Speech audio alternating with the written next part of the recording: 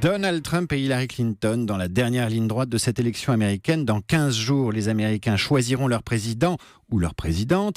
L'élection est-elle pliée? Le véritable enjeu n'est-il pas maintenant le Congrès? Je pose la question ce matin à quelqu'un qui connaît bien Hillary Clinton, il connaît bien les États-Unis et pour cause, ancien ambassadeur de France à Washington. Bonjour François Bujon de l'Étang. Bonjour. François Bujon de l'Étang, avant d'évoquer les 15 prochains jours, qui seront décisifs, retour sur 2 événements de la semaine dernière, très rapidement. Mais comment on peut débattre vigoureusement jeudi, comme l'ont fait les 2 candidats, Trump et Clinton, et puis dîner ensemble le lendemain dans un dîner de gala en se faisant des blagues et en se tapant sur la cuisse? Oui, je ne suis pas sûr que l'atmosphère ait été quand même totalement détendue, mais enfin, c'est comme ça, c'est l'Amérique. C'est l'Amérique et il ne faut pas oublier que Donald Trump est un personnage public depuis beaucoup de temps, qu'il connaît très bien une partie du personnel politique américain, qu'il connaît particulièrement bien les Clinton. Il a d'ailleurs jadis contribué à la campagne du président Bill Clinton. Il était présent au mariage de leur fille Chelsea. C'est une vieille connaissance. Alors il y a cette sportivité, ce fair play, et en même temps il a déclaré qu'il se réservait la possibilité de contester le résultat de l'élection s'il la perdait, si elle ne tombait pas en sa faveur. Ça c'est un vrai tabou qui doit déconcerter les Américains. Oui, il a été ordurier, il a été outrancier, il a porté des attaques personnelles contre Hillary Clinton, il lui a dit qu'il la mettrait en prison s'il était élu président. Il est quand même allé très très loin. Mais là, il a vraiment outrepassé la dernière des lignes rouges, en mettant en cause le fonctionnement de la démocratie américaine. Parce que la démocratie américaine, on peut en penser ce que l'on veut, mais elle fonctionne. Et les Américains ont profondément confiance dans leurs institutions et dans la sagesse des pères fondateurs qui avaient jadis défini l'équilibre des pouvoirs. Rappelez-vous par exemple l'élection de l'an 2000. Bush contre Gore. Le fait que M. Gore avait 500 000 voix d'avance, mais vous savez que l'élection est indirecte, il fallait recompter les voix en Floride. On a dû attendre pendant plus de 2 mois le recomptage, l'intervention de la Cour suprême de Floride, de la Cour suprême fédérale. Jamais pendant ce temps-là, les Américains n'ont mis en cause leurs institutions. Ils attendaient patiemment le résultat final avec une totale confiance. Que M. Trump mette en cause ces institutions, le fonctionnement démocratique, le fair play du jeu politique d'une façon générale est extrêmement dangereux. Ça, c'est vraiment le tabou ultime qu'il a brisé, mais c'est un vrai danger pour l'avenir. Et c'est politiquement suicidaire. Depuis le premier débat entre Clinton et Trump, les révélations, son langage ordurier vis-à-vis des femmes. On sait depuis hier qu'il y a une autre affaire qui le met en cause avec une actrice porno qui l'accuse de lui avoir versé de l'argent. Enfin bon, est-ce que Clinton a pris d'ores et déjà, grâce à toutes ces affaires, une longueur d'avance? Est-ce qu'elle va gagner, selon vous? Je n'ai jamais douté le fait qu'elle gagnerait, personnellement, à part peut-être pendant la petite semaine où elle a été en difficulté à propos de la très mauvaise communication qu'elle a suivie, que sa campagne a suivie sur sa pneumonie. Mais j'ai toujours pensé qu'il serait très difficile à un candidat républicain, dans les circonstances actuelles, et singulièrement à M. Trump, de regagner la Maison-Blanche.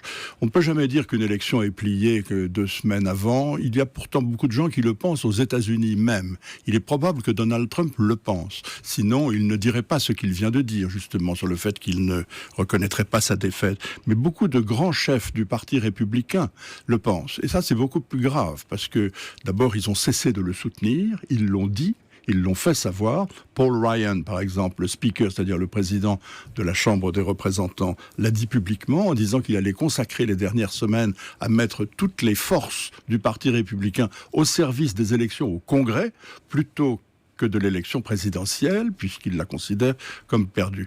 Donc beaucoup d'augures, beaucoup de caciques, beaucoup de chefs du Parti républicain pensent que c'est plié. Alors, et ça l'est probablement. Et vous parlez des élections au Congrès, c'est peut-être l'élection qui est cachée par cette élection présidentielle et qui est essentielle, puisque le même jour, les Américains voteront pour les représentants qui choisiront le président des États-Unis, mais aussi pour les élections à ce fameux Congrès. Et là, c'est décisif. Là, il y a un enjeu, puisque c'est les marge de manœuvre gouvernementale du futur ou de la future présidente des États-Unis. On a tendance en effet à se focaliser sur l'élection présidentielle parce qu'elle est personnalisée, parce qu'elle est plus facile à suivre et à comprendre. Mais on oublie qu'en même temps, les Américains, le même jour, renouvellent la totalité de la Chambre des représentants et un tiers du Sénat, qui est rééligible par tiers tous les 2 ans. Il y a donc un tiers du Sénat, 34 sénateurs à élire. Sur les 34 sièges qui sont mis au scrutin, il y a 24 sénateurs républicains sortants, ce qui veut dire que les républicains sont beaucoup plus en péril que les démocrates. Il suffirait de faire basculer de 4 sièges la majorité pour que les démocrates reconquièrent le Sénat. S'ils y parviennent, c'est une victoire importante.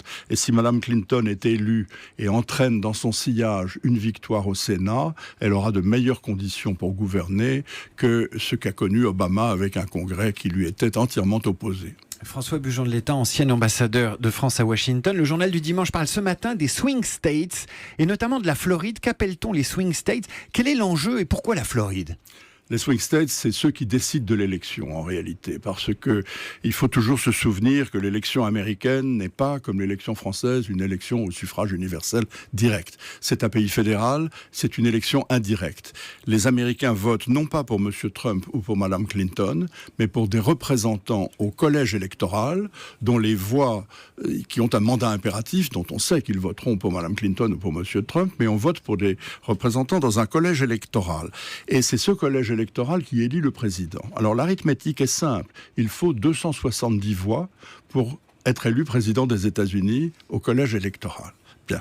Sur ces 270 voix, il y en a qui sont considérées comme sûres et certaines.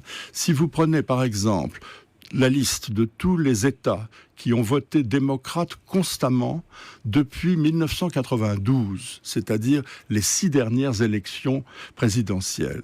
Vous avez toute une série d'États qui ont voté constamment démocrate, par exemple. Ils donnent à eux seuls 242 voix. Madame Clinton, le matin, quand elle se lève, sait qu'elle a 242 voix au collège électoral qui sont assurées. Il lui faut donc les 28 qui manquent. Ces 28 se trouvent dans les États qui basculent, tantôt du côté républicain, tantôt du côté démocrate. D'où le nom de swing state. Ce sont les États qui basculent. Alors, ce sont toujours les mêmes, et ils sont très connus, ils sont très importants. La Floride, le plus important, parce qu'elle a 29 délégués. L'Ohio, qui en a 18, qui est tout à fait important. La Virginie, qui en a 13. Il y en a d'autres. Il y a le Colorado, par exemple. Il y a la Caroline du Nord. Voilà. Dans ces swing states, pour l'instant, les sondages qu'il faut suivre, c'est ceux-là qu'il faut suivre, pas les sondages nationaux qui n'ont qu'une valeur indicative, montrent que Mme Clinton est en tête. Elle est en tête en Floride. La Virginie est considérée comme gagnée pour les démocrates, par exemple. Le Colorado ou le Nevada, qui ont une forte majorité hispanique, vont voter sans doute pour Mme Clinton. Peut-être l'Ohio votera-t-il pour M. Trump, ainsi que le Michigan. Mais si vous faites toute cette arithmétique compliquée, vous vous apercevez qu'il est extrêmement difficile pour M. Trump de réussir à atteindre ce chiffre fatidique de 270. Cette campagne se termine avec une sorte d'amertume et de faux espoirs. Le faux espoir, c'est finalement de découvrir Michelle Obama faisant des discours incroyables, lyriques, et on se disait mais finalement c'est elle la candidate des démocrates, c'est elle la candidate respectée par tous les camps, les républicains et les démocrates. Et en même temps, cette idée que les Américains sont en colère parce qu'ils n'ont pas eu la campagne qu'ils voulaient ou pas eu les candidats qu'ils désiraient. Oui, c'est l'enseignement principal de cette campagne. Vous avez raison, les Américains sont en colère, ils ont exprimé leur frustration en votant contre l'establishment, contre le système politique washingtonien, contre les valeurs établies. C'était le cas de Bernie Sanders, par exemple, du côté démocrate, c'était le cas de Trump, du côté républicain. Donc il y aura effectivement une certaine amertume qui est accrue par le fait que M. Trump a mis la campagne au niveau du caniveau au cours des derniers... Voilà. Quant à Mme Obama, elle était tellement indignée par les propos de Trump sur les femmes qu'elle a fait ce discours absolument magnifique dans le New Hampshire, très spontané, très improvisé, avec une dignité tout à fait exceptionnelle. François Bujon de l'Étang, merci. Vous aviez dit l'année dernière ici même qu'Hillary Clinton serait présidente des États-Unis. Rien n'est fait, mais vous maintenez cet augure. Je maintiens en ajoutant en conclusion qu'elle aura gagné parce que Trump aura perdu sa campagne.